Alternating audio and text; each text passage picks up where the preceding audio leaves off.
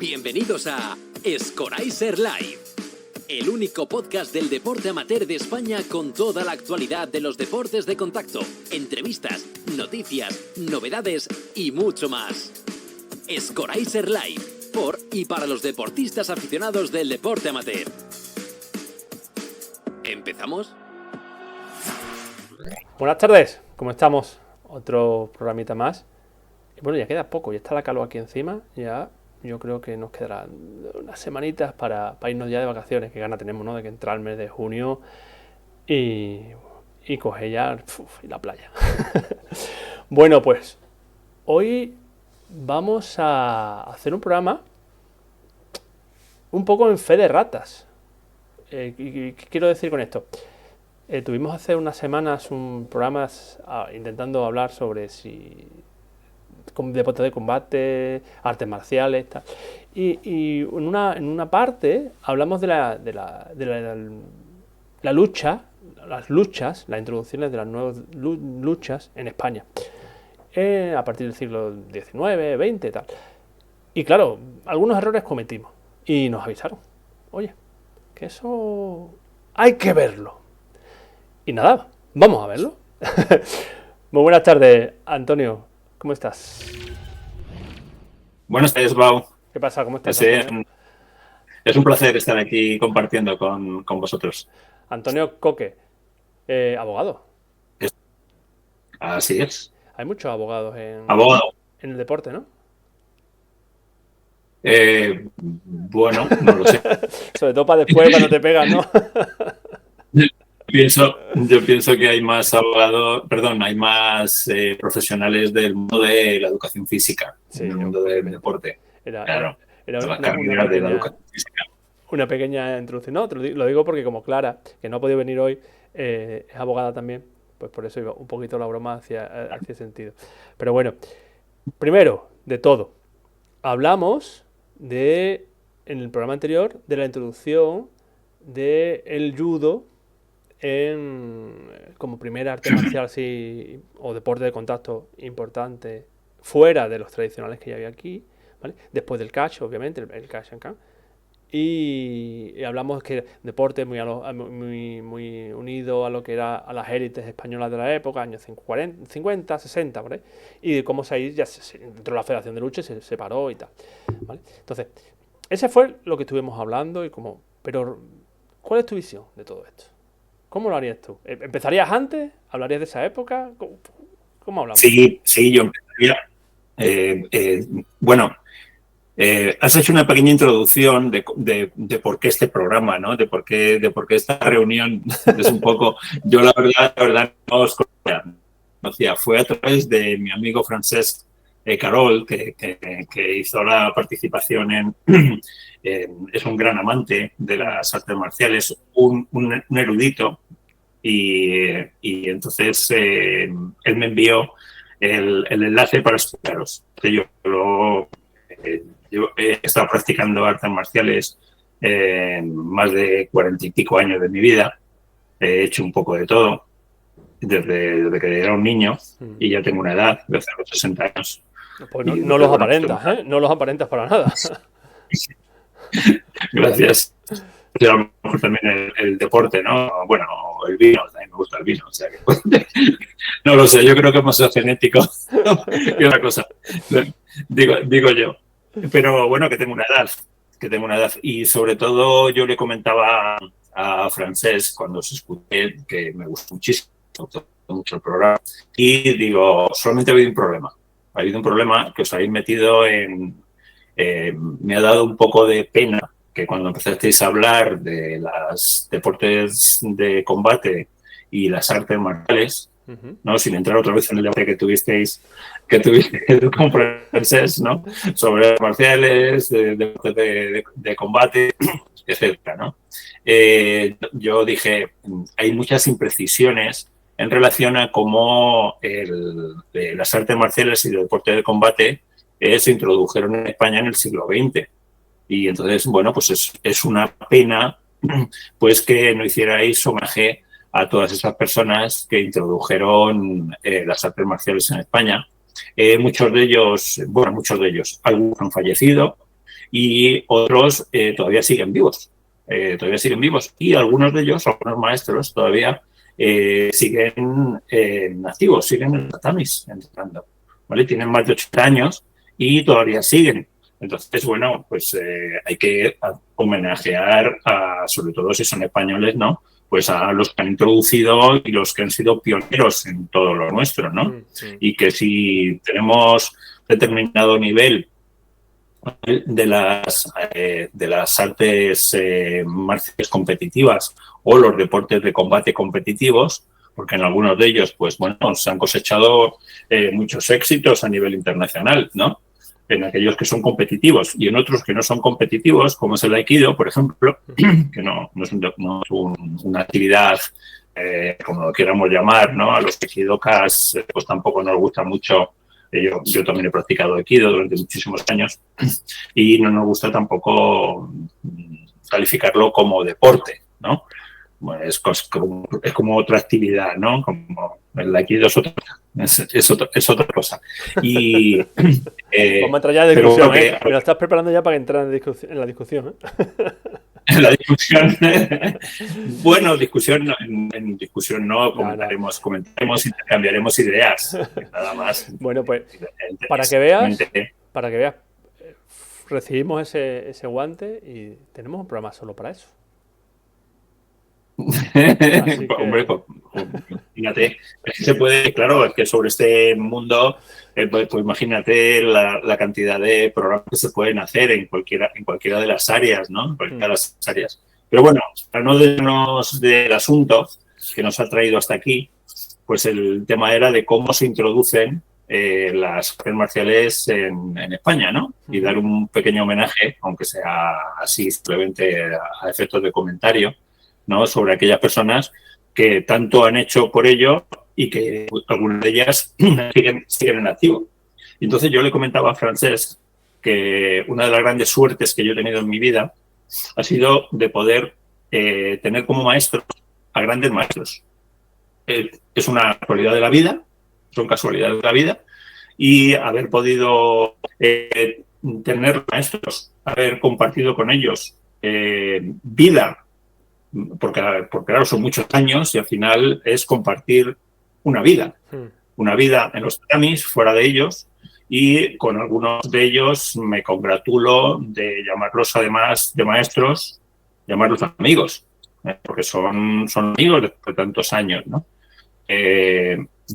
Todos ellos, los que sean mis maestros, lógicamente son mayores que yo, me sacan 20 y tantos años, lógicamente. Yo empecé con 12 años a practicar karate con un maestro directo de Ishimi y con Ishimi, el maestro Ishimi, que fue uno de los primeros japoneses que llegó a España a enseñar karate a finales de los años 60, y sigo en relación con el maestro Ishimi y de relación con los grandes maestros de esa época, ¿no? ¿Sigue todavía vivo? Sí, sigue en activo. El maestro sigue en activo. Tiene 80 y pico años. 80 y tantos, cerca de 90 años, y sigue en activo. Y sigue en el tapiz pegando su... Sí, y en el mundo, estamos hablando del mundo del karate, que yo comencé en el gimnasio, en el dojo de Tomás Sánchez. Tomás Sánchez acababa de abrir su dojo en el barrio de Lucero, en el Alto Extremadura. Bueno, yo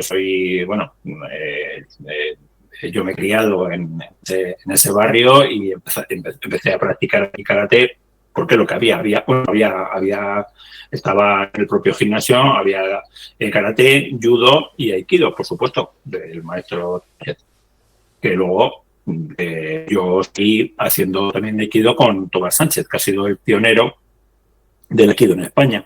El primer director técnico que tuvo la Federación Española de Judo cuando se creó el departamento de aikido, allá por la primera mitad de los años 70. Entonces, bueno, yo empecé en el año 78 en la práctica de las artes marciales. Entonces, he tenido la suerte en el mundo del karate de conocer a los pioneros, de compartir con los pioneros, de tener amistad con los pioneros. En el mundo del aikido, el maestro Tomás Sánchez es para mí casi como si fuera un pariente, además de un maestro. El maestro me ha visto crecer desde que tengo 12 años. El maestro Tomás Sánchez sigue en los tatamis, sigue dando clases de forma diaria en su dojo y haciendo seminarios. He tenido a través de Tomás Sánchez la posibilidad y la oportunidad y el honor de compartir mucho tiempo también con Tamura Sensei, que el japonés establecido en Francia, que estableció el aikido en Francia, y la rama de Tomás Sánchez del aikido, pues, seguíamos al maestro Tamura. Y en el mundo del judo, que bueno, he tenido propia escuela de judo, yo he tenido mi propia escuela en el lugar donde resido, establecí yo la escuela municipal de judo, y pues he tenido también como maestro a Luis de Frutos, fallecido de Frutos, y he compartido mucho pues con los pioneros. Entonces, solamente de tomar vino con ellos y de reuniones con ellos y escucharlos a todos, contar las clásicas aventuras de abuelo, de cuándo empezar, de las chicas, pues me las sé todas, no solamente lo que yo he vivido, sino lo que he vivido por sus oídos, o sea, por su boca, porque los escuchaba a todos y me han contado todos, porque todos se conocen. El maestro Tomás Sánchez, él viene del mundo. En los años 60 él ya era cinturón negro de judo, creo que era segundo dan, cuando él empieza a hacer aikido con Kitaura, que fue el primer japonés que llega a España a hacer aikido. Y bueno, y a partir de ahí se desarrollan. Entonces, bueno, lo que es José Luis Macario, Rafa Ortega, pues todos son de la misma época. Todos tienen 85 años y todos eran competidores en aquella época en el mundo del judo y del judo madrileño. Entonces, he tenido la oportunidad de compartir con ellos y de que ellos fueran mis maestros. ¿Tienes para escribir un libro? ¿Yo? Tienes ahí anécdotas para escribir, Sí, bueno, me gusta escribir, tengo una novela publicada y ahora acabo de terminar otra, pero bueno, sobre el mundo de las artes marciales creo que no soy el más adecuado. Hay muchísima gente que sabe mucho más que yo de todo esto. Yo soy un simple aficionado, no aficionado, porque he hecho más que aficionado, ¿no? Soy maestro de varias de ellas y he tenido mi propio club y he competido y bueno, ha sido un poquito más. Lo único que yo no he vivido ni he sido buen competidor y entonces, bueno, simplemente eso. Lo que he trasladado es el mundo de las artes marciales, lo que es el mundo del combate cuerpo a cuerpo, lo podríamos llamar así, ¿no? Que abunda mucho más, ¿no?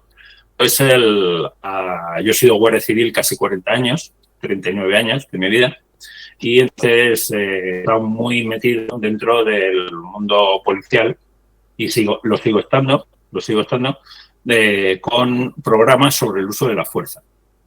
¿Y se ve muy diferente desde el punto de vista de un cuerpo de seguridad? ¿Lo ves muy diferente en las artes marciales o los deportes de contacto que alguien que va a tu gimnasio a practicar judo, por ejemplo? Es diferente, no se puede mezclar. Sobre esto sí que puedo hablar, yo creo que largo y tendido, y podemos hacer muchísimas, así que sí podemos hacer diferentes programas al respecto sobre esta materia, puesto que, lógicamente, en 40 años que he estado en la Guardia Civil, he vivido, yo he sido protagonista de lo que ha sido el cambio, la evolución que se llevó desde los años 80, donde lo que teníamos era personas de las artes marciales, lo que éramos cinturones negros de diferentes artes marciales, que nos dedicábamos a enseñar a nuestros compañeros pues sistemas de lucha, nada más. Y eso ha evolucionado a otra cosa, a lo que es una disciplina profesional. Yo soy artífice del cambio, tengo varias publicaciones publicadas y dirijo cursos en la universidad sobre lo que es el uso de la fuerza. El uso de la fuerza es otra cosa, no es deporte, no se puede considerar un deporte. Un policía tiene la obligación de utilizar la fuerza en determinados casos. O sea, no es una opción, es una obligación. Tiene que hacerlo. Tiene que cumplir y hacer cumplir la ley. Y para ello, pues en muchas ocasiones hay que practicar la detención de criminales o afrontar situaciones en las cuales el uso de la fuerza es la única opción posible. La única opción. Y por lo tanto, un policía, un guardia civil tiene que estar preparado para tener que utilizar la fuerza de forma legítima, de forma legal, de acuerdo al ordenamiento jurídico y a las misiones que tienen encomendadas. Complicado este oficio, ¿eh? Sí, bueno, sí, es complicado. Es complicado, es un oficio en el cual digo que tiene una complicación porque se trabaja con personas. Es el primer operador jurídico, un policía en guardia civil es el primer operador jurídico. Es la primera persona que interacciona con los ciudadanos para hacer cumplir la ley. Entonces, claro, ya lo dice la Constitución española, otorga a las fuerzas y cuerpos de seguridad el que tiene la obligación de garantizar y proteger los derechos y libertades de los ciudadanos. Parece así como un poco incongruente, ¿no? O sea, tienes que proteger y garantizar los derechos ciudadanos y tienes la posibilidad de utilizar la fuerza contra ellos, ¿no? Sí, bueno, o sea, por lo tanto, ya de por sí es difícil, claro. Sí. Y pues se trabaja con personas. Un policía en guardia civil está para dar servicio. Entonces es fundamental pues que tengan una gran formación ética, una gran formación jurídica y, por supuesto, tiene que conocer diferentes ramas de lo que es el oficio de policía, tanto como practicar unos primeros auxilios, como regular el tráfico, como tener que saber detener a una persona garantizando sus derechos y sus libertades, o tener que utilizar la fuerza, si es absolutamente necesario. Así como, pues, muchas veces yo he sido profesor, he sido docente de policías y de civiles, sigo siendo a nivel universitario, y le recalco mucho que el oficio de guardia civil o de policía es un poco de todo. Hay que ser cura, hay que ser psicólogo, hay que ser enfermero. Navaja suiza. Sí, hay que ser un psicólogo, hay que hablar mucho con la gente, porque en el fondo al tratar con las personas, pues en ello están cómo las personas se sienten en el servicio. Al fin y al cabo, somos servidores públicos. Y como servidor público, estás a dar servicio al ciudadano, claro, con un principio ético. Por lo tanto, oye, disculpa, Bau, no nos estamos separando un poco de... Tranquilo, volvemos de nuevo. Estaba esperando que terminase un poquito para volver otra vez hacia atrás. No, me encanta porque aunque nos sacamos un poco del tema, aprendemos. Que yo creo que realmente es lo importante. Sí, claro. Aprendiendo. Sí. Pero bueno, vamos a empezar otra vez. Dime. Creo que está todo interrelacionado. Porque, claro, estamos aquí en el momento que fue lo que yo eché de menos en la estación en el programa que hiciste con Francesc, ¿no? Que luego yo lo comenté largo y tendido con él, ¿no? Claro, es que solamente eso, claro, me dijo él, con la clarividencia que tiene Francesc, dice, hombre, eso es para un programa, lógicamente. Dice que eso requiere, claro, el momento que tú... Vamos al lío, vamos a empezar, venga. Claro, es casi el siglo XX y estamos ya en el año 24 del siglo XXI. Claro, intentas aglutinar lo que es los inicios de las artes marciales en España, pues claro, es una locura. Bueno, vamos a empezar, venga. Entonces, vamos a plantear la situación. Estamos en el siglo XVIII, influencia napoleónica, la grecorromana entra de lleno en España, tenemos nuestras luchas autóctonas por todas zonas. Hay muchísimas y cada día, gracias a Dios, están renovando y refrescando, ¿vale? La murciana, la gallega, la asturiana. ¿Perdón? La leonesa, la la leonesa, canaria. la canaria. Hombre, la canaria es mucho más profunda porque la canaria incluso puede venir de cuando Canarias pertenecía a Mauritania en la época egipcia, ¿no? Cuando la hija de Cleopatra era consorte de esa zona. Así que la canaria, Sí, sí.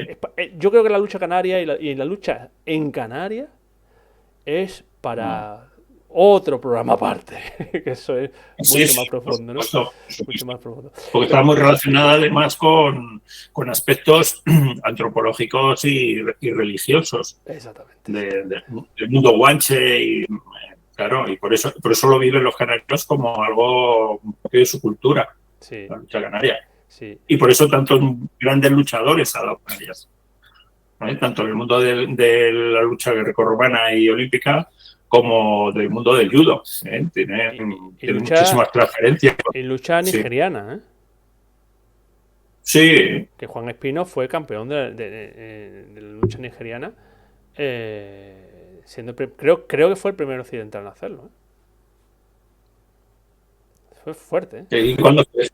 ¿Cuándo fue eso? ¿Cuándo fue eso? Pues ¿De qué fecha año estamos hablando?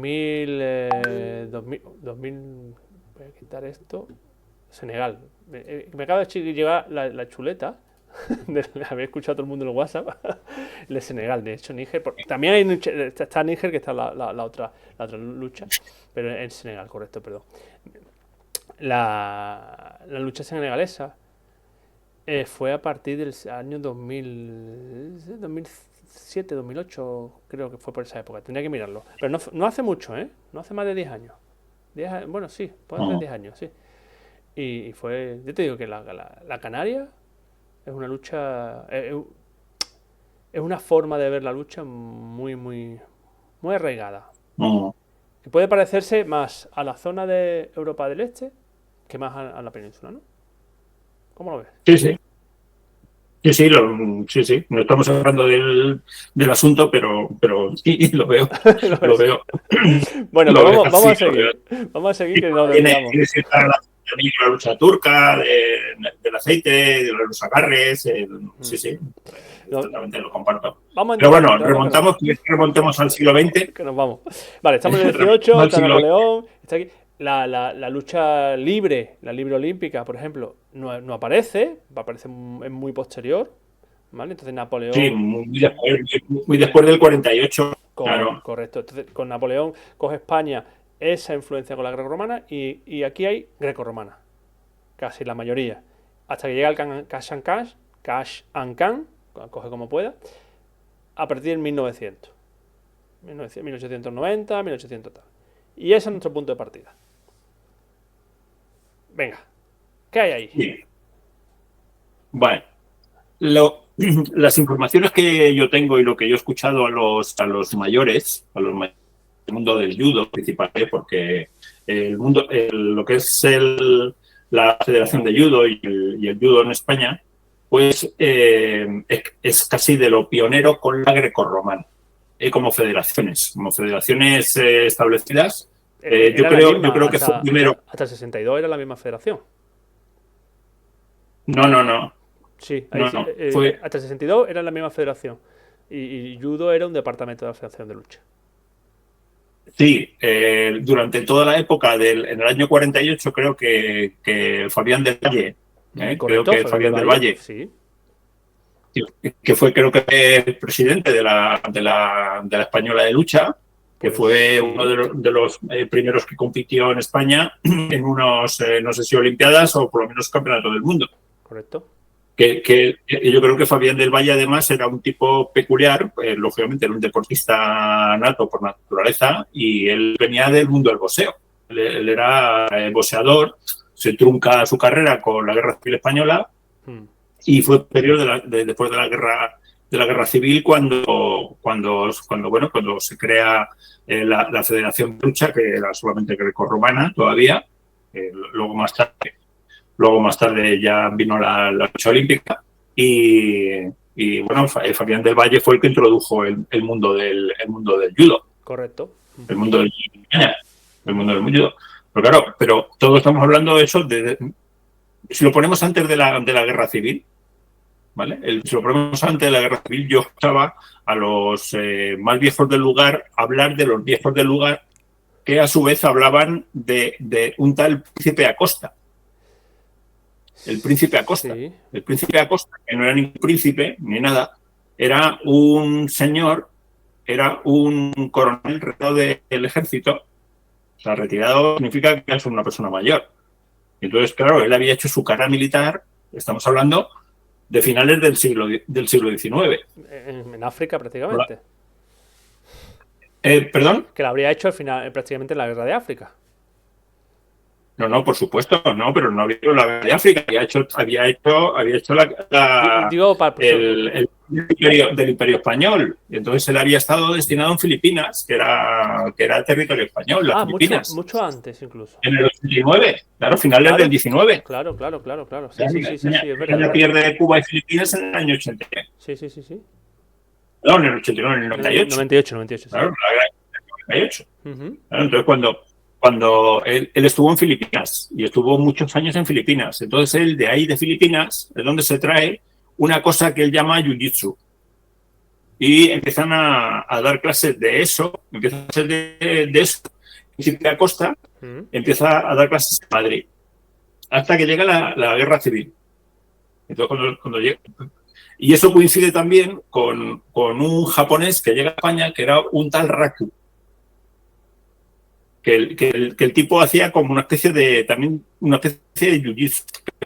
El jiu-jitsu, el tipo no daba clases, se hizo muy famoso en lo que es en el primer tercio del siglo XX, se hizo muy famoso en España porque lo que el tipo hacía era pues tipo ferias.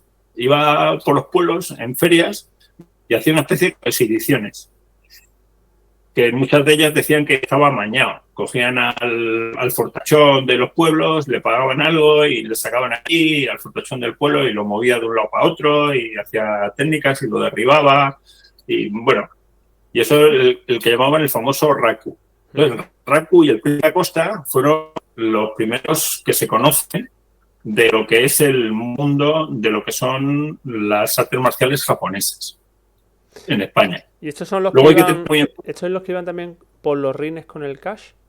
¿Por esa época? Sí, exactamente. Eso se cambió, ese modelo, luego fue el cash.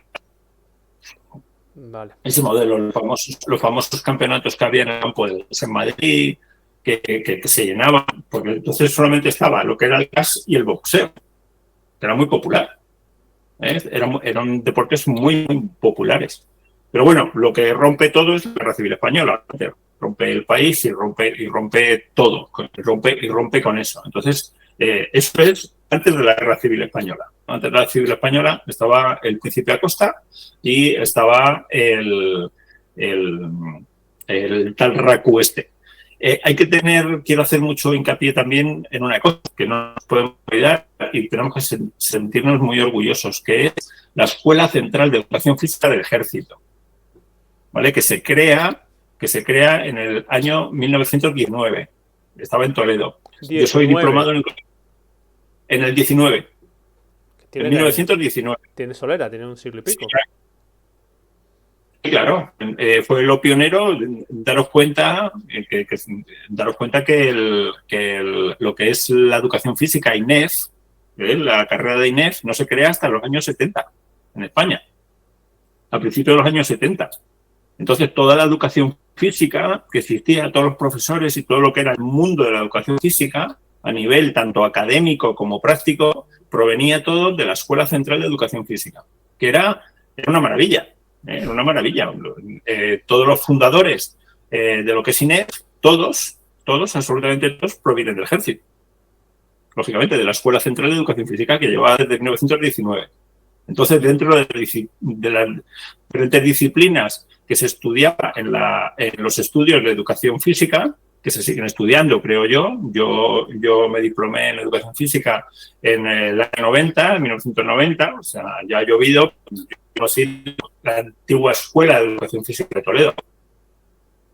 Hay que tener en cuenta, como anécdota, ¿no?, que todo el mundo conoce al coronel Moscardó, ¿no?, el del Alcázar de Toledo durante la Guerra Civil, lo que es el asedio. ¿vale? El que estaba allí era el coronel Moscardó. El coronel Moscardó era el director de la Escuela Central de Educación Física de Toledo.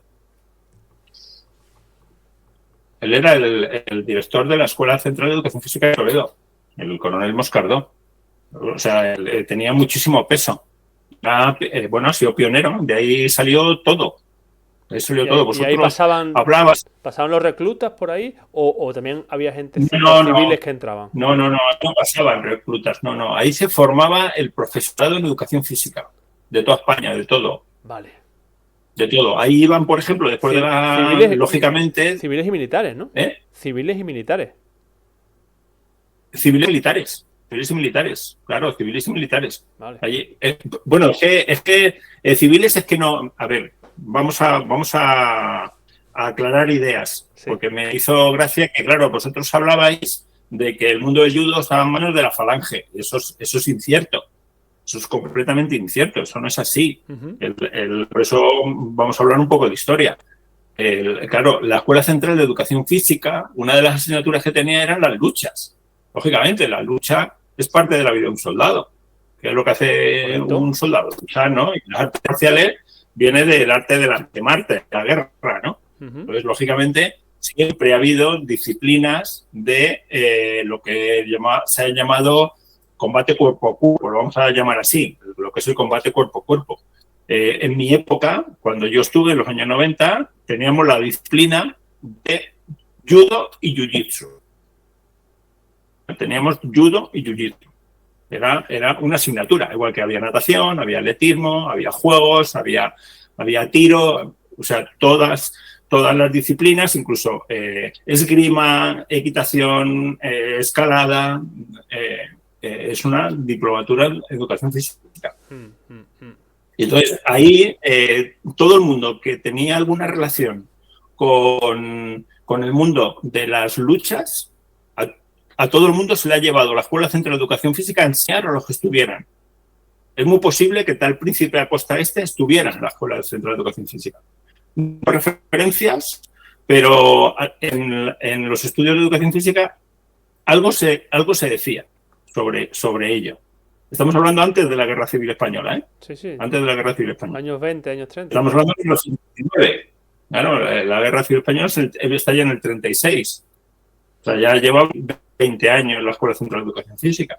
Entonces, la Escuela Central de Educación Física tiene un gran peso en el desarrollo de las artes marciales y los sistemas de combate, lógicamente, por el propio hecho de que es una disciplina deportiva. Entonces recogía dentro y como era la institución española que mayor aglutinaba a lo que era el deporte, pues lógicamente allí era muy abierto a recibir de todas las disciplinas a aquella persona que supiera algo de la materia y se le llevaba allí a la Escuela Central de Educación Física. Entonces, seguimos con lo que es Fabián del Valle, que hemos hablado antes, ¿no? Fabián del Valle, por un lado, y ya finaliza la Guerra Civil Española y el mundo del judo comienza en Madrid. Empieza en Madrid con una persona que también lo he conocido, es Sarabia. Fernando Franco de Sarabia. Fernando Franco de Sarabia fundan lo que se llamaba entonces, yo creo que fue en los años, a mediados de los años 40. A mediados de los años 40 empiezan a hacer sus pinitos en el tema de la lucha en un gimnasio en Madrid. Creo que fue por ahí, por la calle Fuencarral o por ahí, es donde empiezan fundan lo que llamaron el Club Abascal. El Club Abascal.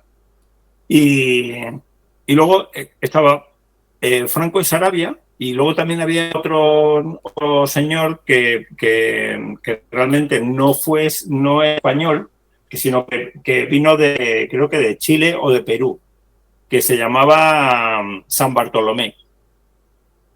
¿Cómo se llamaba de nombre? San Bartolomé. San Bartolomé era una persona que ya venía con cinturón negro a España y era el único que había en España como con cinturón.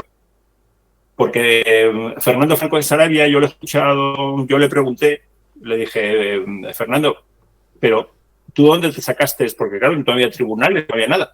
¿Dónde te sacaste el cinturón negro? Dice, en Japón sí habría, imagino. ¿Perdón? Que en Japón sí habría tribunales. Sí, claro, pero ¿quién estaba en Japón en los años 40? Nadie. Claro. Entonces, Fernando lo que hacía era que él me contó que se iba con una moto, se iba de Madrid a Francia, ¿vale? Cuando podía, en verano, hacer allí algunos seminarios, porque allí había buenos judocas, y fue donde se sacó el primer cinturón negro. El cinturón negro se lo sacó, Fernando Franco de Sarabia se lo sacó en Francia. Y estamos hablando antes de los años 50.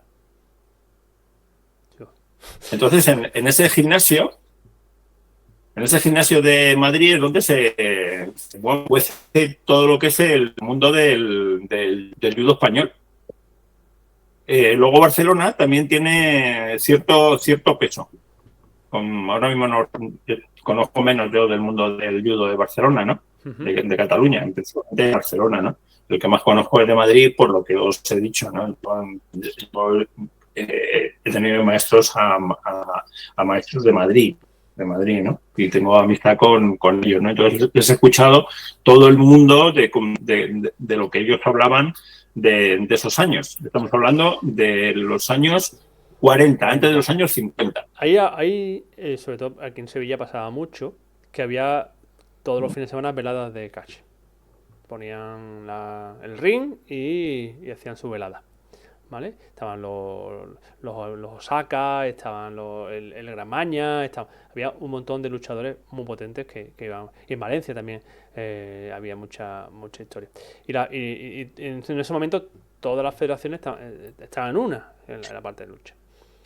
Y eso se va separando. Un poco por la decadencia de las apuestas y de la corrupción un poco en la lucha profesional, no en la lucha grecorromana o libre, que todavía no ha llegado, pero bueno, la lucha grecorromana, sino en la profesional.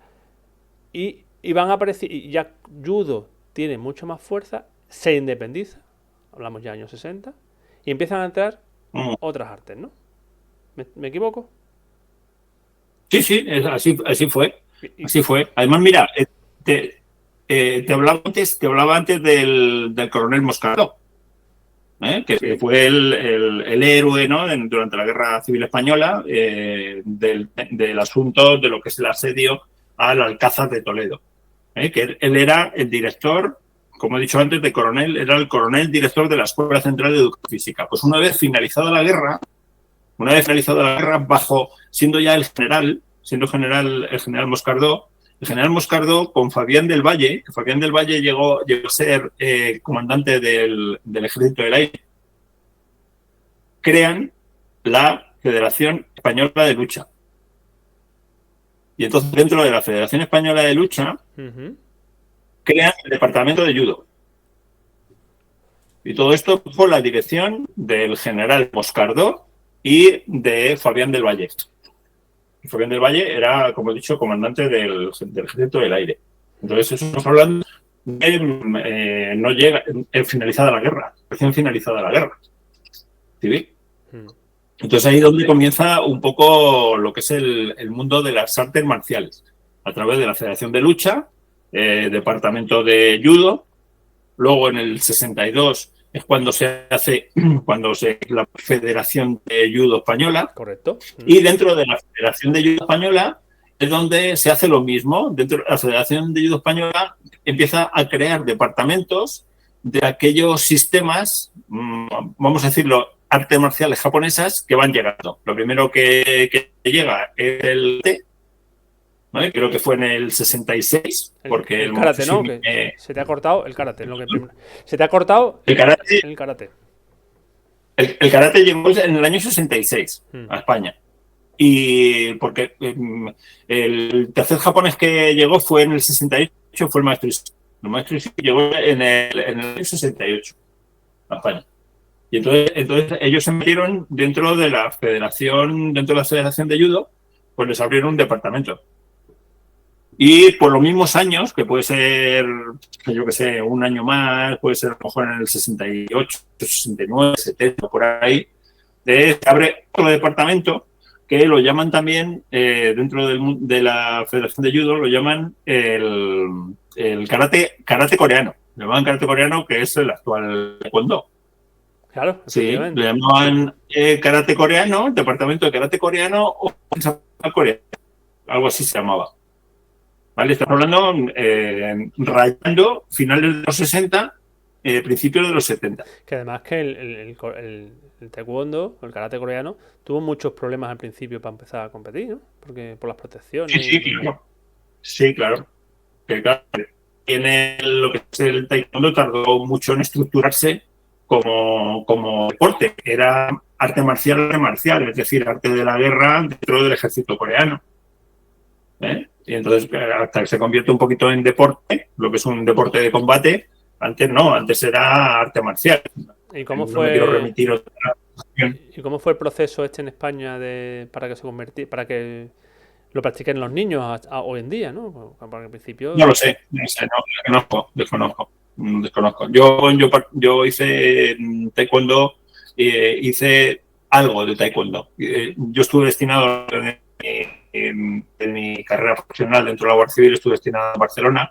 Entonces yo era karateca y con aquellas tonterías que había de la época, pues claro, yo estaba en la Federación Madrileña, entonces me fui destinado a Cataluña y me dicen, pues maestro, ni se te ocurra ponerte allí a entrenar con los planes. Tú eres de la castellana, que entonces se llamaba la castellana, se llamaba la Federación Castellana, no había madrileña, lógicamente. Claro.